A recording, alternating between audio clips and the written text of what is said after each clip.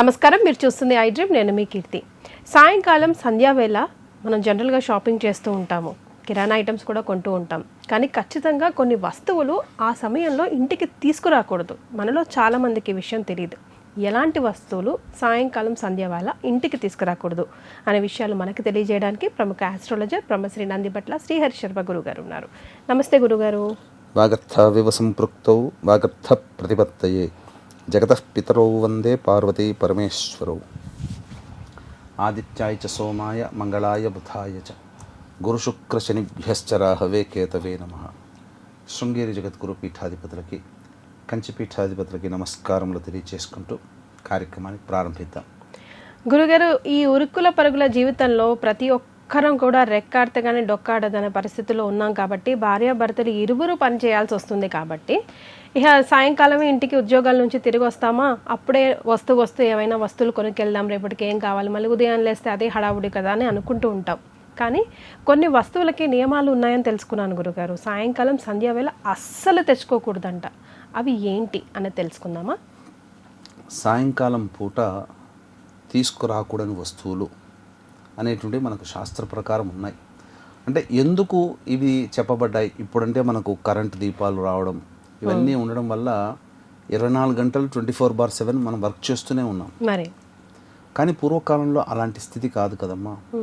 సాయంకాలం సూర్యాస్తమైన తర్వాత అందరూ భోజనం చేసేసి నిద్రపోయేవాళ్ళు. కానీ ఆ జీవన విధానం వేరు, ఇప్పుడు జీవన విధానం వేరు. అయితే మనకు ప్రధానంగా మొట్టమొదటి నుంచి మనకు ఒక ఆచారము, సాంప్రదాయం అనేటువంటిది మన సనాతన ధర్మంలో ఉంది. ఆ కాలం నుంచి కూడా ఆచరించినటువంటి పద్ధతులు ఇప్పటికీ కూడా మనం ఆచరిస్తున్నాం. దాంట్లో కొంత సైన్స్ దాగి ఉంది.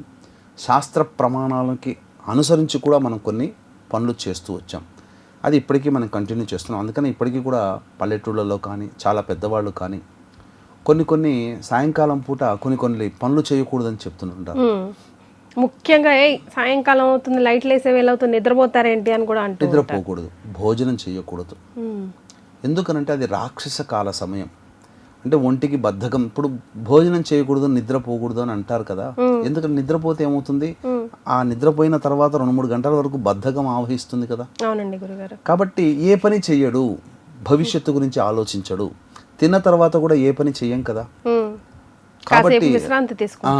కాబట్టి రాక్షస కాల సమయంలో ఎటువంటి పదార్థం కూడా భుజించకూడదు. అంటే ఏంటి, సాయంకాలం 4 నుంచి 6 గంటల వరకు ఇది రాక్షస కాలము అని చెప్తారు. అందుకనే రాక్షస సంహారం అంతా కూడా ఈ సమయంలోనే జరిగింది. అమ్మవారు చేసిన, అలాగే నరసింహస్వామి సంహారం చేసిన ఏదైనా సాయంకాలమే. ముఖ్యంగా ఇంటి గుమ్మం దగ్గర కూర్చోకూడదు సూర్యాస్తమయం సందర్భంగా. ఎందుకనంటే ప్రతి ఇంటికి కూడాను లక్ష్మీదేవి ప్రవేశం చేసే సమయం సూర్యాస్తమయం సమయం తర్వాత. ఎవరైతే ఇలా కూర్చొని ఉంటుంటారో ఆ ఇంట్లో ప్రవేశం చేయదు. చాలామంది ఇప్పటికీ కూడా నగరాల్లో మనము చెప్పలేకపోవచ్చు, కానీ సాధారణంగా మధ్యతరగతి కుటుంబీకుల నుంచి పల్లెటూరి వాతావరణం వరకు కూడా ఆ సాయంకాల సమయానికి ఇంటి గుమ్మం దగ్గర కూర్చొని తలదూవుకుంటూ కూర్చుంటారు, చిక్కులు తీస్తూ కూర్చుంటారు, పేనులు తీస్తూ ఉంటుంటారు. అంటే ఒక రకంగా అలాంటివన్నీ కూడాను సదాచారం కాదు. సాయంకాల సంధ్యా సమయంలో ఇటువంటివి చేయకూడదు. సంధ్యా సమయంలో కూడా ఇంట్లో ఎవ్వరు కూడా భార్యాభర్తలు కానీ కుటుంబ సభ్యులు కానీ తగులాట చేయకూడదు. ఇది ప్రధానంగా. ఎందుకనంటే ఎప్పుడైతే లక్ష్మీదేవి ప్రేమ ఆప్యాయతలు కలిగిన కుటుంబంలోకి తొందరగా వస్తుందట. ఎవరైతే కలహాల కాపురంతో ఉంటుందో లక్ష్మీదేవి ఉండదు అక్కడ. ఇది ఇక ఆ సందర్భంగా ముఖ్యంగా ఇంట్లో దీపారాధన ఉండాలి. సాయంకాలం సూర్యాస్తమయ సమయానికి దీపారాధన జరిగి ఉంటే ఆ దీపము ఉన్న చోట లక్ష్మీదేవి తొందరగా ఆకర్షితురాలవుతుంది.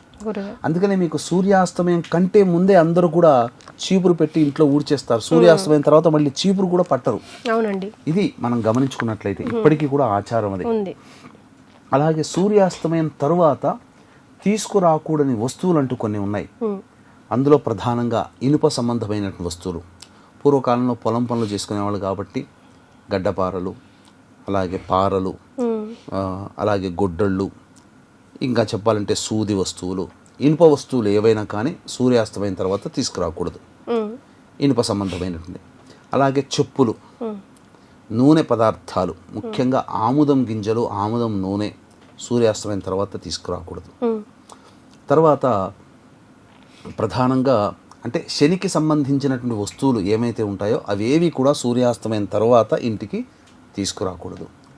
మరి అనవచ్చు ఈ కాలంలో మరి ఏవైనా కానీ మీరు ఇంతకుముందే చెప్పారు ఉరుకుల పరుగుల జీవితం, మరి ఆ జీవితంలో తప్పదు కదా, పనులు చేసుకొని ఉద్యోగానికి అయిపోయిన తర్వాతనే వస్తూ షాపింగ్ చేసుకొని వస్తారు.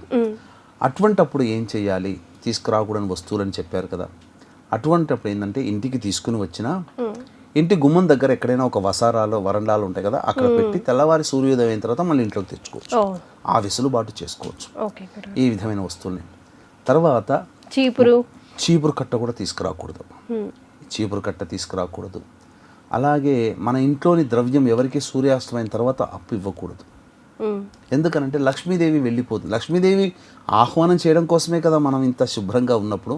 సూర్యాస్తమైన తర్వాత వచ్చిన లక్ష్మిని మనం సాయంకాలం సూర్యాస్తమైన తర్వాత ఇస్తే లక్ష్మీదేవి వెళ్ళిపోకూడదు. పసుపు కుంకుమ కూడా అంతేనమ్మా. ముఖ్యంగా పాల సంబంధమైనటువంటి ఉత్పత్తులు ఏవైతే ఉంటాయో సూర్యాస్తమైన తర్వాత ఇవ్వకూడదు. చక్కెర కూడా ఇవ్వకూడదు. చాలా మంది మా ఇంట్లో కొద్దిగా పేరు తోడు తక్కువైంది పెరుగిస్తారా, సినిమాల్లో మనం చూస్తూ ఉంటుంటాం. లేదు గురుగారు, మేము ఇప్పటికే అడుగుతుంటాం, కొంచెం కావాల్సి వస్తే మరి ఇంకేం చేస్తాం. కానీ ఇంట్లోంచి అవన్నీ లక్ష్మీప్రదమమ్మ.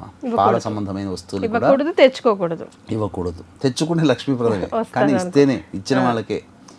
పైగా ఈ సందర్భంగా ఉల్లిపాయలు, వెల్లుల్లి ఇటువంటివి కూడా సాయంకాలం తర్వాత సూర్యాస్తమైన తర్వాత తీసుకురాకూడదు. నలుపు రంగు వస్తువులు అస్సలు తీసుకురాకూడదు, బట్టలు కానీ ఇట్లాంటివి. అలాగే దూదితో సంబంధమైనటువంటివి అంటే మృత్యు సంబంధమైనటువంటి వస్తువులు, ఇనుప వస్తువులు, అలాగే నువ్వుల నూనె ఇలాంటివి. దూది అంటే పూర్వకాలంలో బెడ్లు అనేటువంటివి ఉండేటివి దూదితోనే తయారయ్యేటివి. కాబట్టి దూది వస్తువులు ఇంట్లోకి తీసుకొచ్చేవాడు కాదు. ఇప్పుడంతా ఫోమ్తో తయారవుతున్నాయి కదా, తప్పులేదు. కానీ దూదితో తయారైనటువంటి వస్తువుల్ని ఇంట్లోకి తీసుకురాకూడదు. మృత్యుప్రదం. చెప్పులు కూడా. అలాగే గళ్ళ ఉప్పు లాంటివి, మళ్ళీ బెల్లము, ఇవన్నీ మృత్యు సంబంధమైన, గేదె నెయ్యి, ఇవన్నీ మృత్యు సంబంధమైనటువంటి వస్తువులు. ఇవేవి కూడాను తీసుకురాకూడదమ్మా. ఇంట్లో ఉంచి ఉన్నటువంటి డబ్బు కానీ అలాగే పాల సంబంధమైనటువంటి వస్తువులు కానీ ఎవరికి మనం ఇవ్వకూడదు. ఇవన్నీ చేయడం వల్ల ఏమైందంటే కలహాల కాపురంగా ఉంటుంది, లక్ష్మీప్రదం అనేటువంటిది ఉండదు, తద్వారా ఇబ్బందికర పరిస్థితులు ఉంటాయని మనకు పురాతన కాలం నుంచి వస్తున్నటువంటి ఆచార సాంప్రదాయం. దీన్ని మనం మూఢ విశ్వాసంగా అనుకుంటే మనం ఏం చేయలేం. కానీ ఇప్పటికీ కూడా ఇటువంటి సాంప్రదాయాన్ని పాటించి